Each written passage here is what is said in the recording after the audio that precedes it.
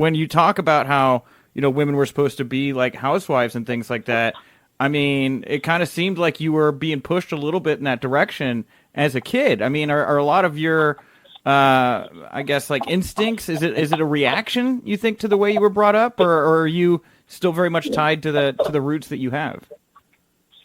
Well, I mean, with no disrespect, that TV show was very much like a fake story. Going into that, it was supposed to be one thing, but it ended up being very scripted. And it ended up being not what we expected it was going to be. Okay.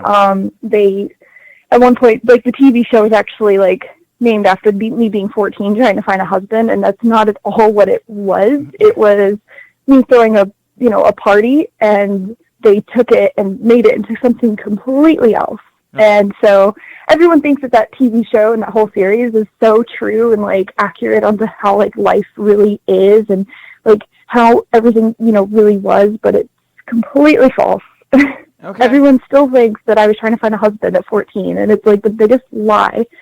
But yeah, but anyways, but I did grow up very strict. I did grow up very like, I wasn't allowed to date. I wasn't really allowed to have like friends or go out or anything like that. Like I didn't have like my first real boyfriend until I was 16, and even that was like really, really like hush hush, like quiet. Like I wasn't allowed to tell my parents, and I wasn't allowed to, go anywhere by myself. And I was raised very much like that. Like my parents, I was basically shamed from any kind of sexuality, and so yeah, and that does travel into my wrestling persona. That's why I became who I became in wrestling, because I was under such a, strict household that I wanted to express myself. And it was always, the men in my family could go out and do what they want, but women had to sit home. They weren't allowed to go out. They weren't allowed to speak up. They had to sit with their, sit very like, it was just, and it's just not right, the double standard that, we've already been talking about. Sure.